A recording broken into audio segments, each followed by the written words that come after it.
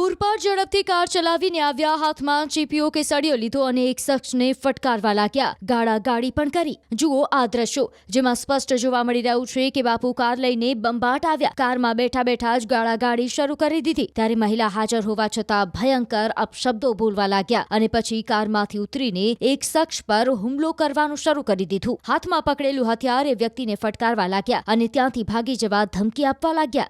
જૂનાગઢમાં સુદર્શન તળાવ નજીક શિવગિરી બાપુનો ત્રાસ હોવાનો ઘણા સમયથી આરોપ લાગતો હતો. અહીં આવતા ભાવિક ભક્તોને બાપુ આ રીતે હેરાન કરતા હોવાની ફરિયાદો સાથે વિડીયો પણ વાયરલ થયો હતો. શિવરાત્રીના મેળાની તૈયારીના ભાગરૂપે તંત્ર દ્વારા અહીં દબાણ હટાવાઈ રહ્યા છે. ત્યારે સુદર્શન તળાવ નજીક શિવગિરી બાપુની જગ્યા પરનું દબાણ પણ તોડવામાં આવ્યું. આ દરમિયાન ત્યાંથી તલવાર, ધારિયા, ગદા, ત્રિશુલ જેવા 60 જેટલા હથિયારો મળી આવ્યા. ભવનાથ પોલીસે તરત જ શિવગિરીની અટકાયત કરી કાર્યવાહી શરૂ કરી છે. શિવગિરી બાપુ વિરુદ્ધ અનેક ગુના નોંધાયેલા હોવાનું પણ જાણવા મળી રહ્યું છે. અગાઉ શિવગિરીને જૂનાગઢ, ગીર સોમનાથ, પોરબંદર, રાજકોટ અને અમરેલી એમ કુલ 5 જિલ્લામાંથી તડીપાર કરાયા હતા. જૂનાગઢમાં આગામી સમયમાં મહાશિવરાત્રિ મહામેળો આયોજન થવા જઈ રહ્યું છે. ત્યારે માનનીય જિલ્લા કલેક્ટર સાહેબના માર્ગદર્શનમાં વહીવટીતંત્ર અને પ્રશાસન દ્વારા કામ થઈ રહ્યું છે. ત્યારે જે ઇલીગલ એન્ક્રોચમેન્ટ છે એ દૂર કરવાની સૂચના હોય આ કામગીરી ચાલી રહેલી હતી. ત્યારે સુદર્શન તળાવની પાળને અડીને સાધુ શિવગિરી, જયદેવગિરી નો એક દબાણ ધ્યાનમાં આવેલું હતું. આ દબાણ છે એને તોડી પાડવામાં આવેલું છે. આ ઉપરાંત આ વ્યક્તિની ફરિયાદ એવી હતી કે એ આવતા જે ટુરિસ્ટ છે એ બધાને મારે છે, એમના હાથ પગ ભાગી નાખે છે. એના વિરુદ્ધ ઘણા બધા ગુના પણ નોંધાઈ ચૂક્યા છે અને તડીપાર પણ અગાઉ કરવામાં આવેલ હતો.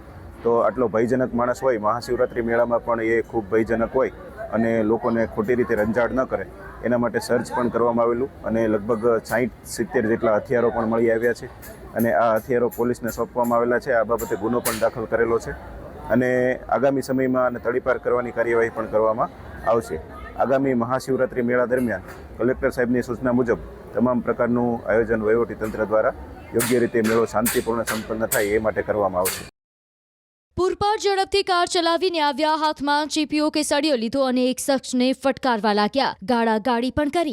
જુઓ આ દ્રશ્યો, જેમાં સ્પષ્ટ જોવા મળી રહ્યું છે કે બાપુ કાર લઈને બંબાટ આવ્યા. કારમાં બેઠા બેઠા જ ગાળાગાળી શરૂ કરી દીધી. ત્યારે મહિલા હાજર હોવા છતાં ભયંકર અપશબ્દો બોલવા લાગ્યા અને પછી કારમાંથી ઉતરીને એક શખ્સ પર હુમલો કરવાનું શરૂ કરી દીધું. હાથમાં પકડેલું હથિયાર એ વ્યક્તિને ફટકારવા લાગ્યા અને ત્યાંથી ભાગી જવા ધમકી આપવા લાગ્યા.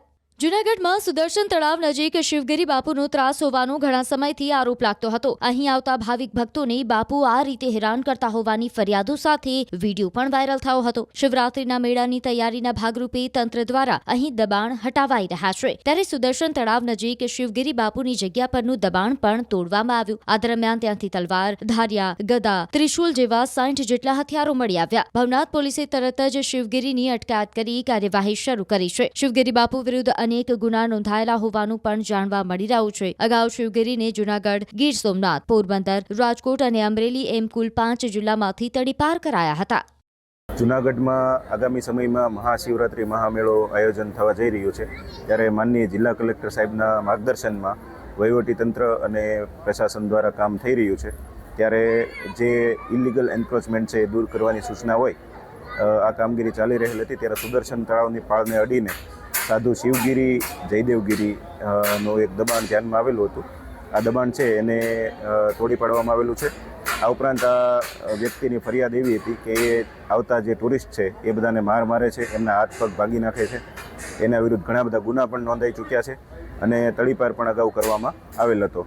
તો આટલો ભયજનક માણસ હોય, મહાશિવરાત્રિ મેળામાં પણ એ ખૂબ ભયજનક હોય અને લોકોને ખોટી રીતે રંજાડ ન કરે એના માટે સર્ચ પણ કરવામાં આવેલું અને લગભગ 60-70 જેટલા હથિયારો પણ મળી આવ્યા છે અને આ હથિયારો પોલીસને સોંપવામાં આવેલા છે. આ બાબતે ગુનો પણ દાખલ કરેલો છે અને આગામી સમયમાં આને તડીપાર કરવાની કાર્યવાહી પણ કરવામાં આવશે.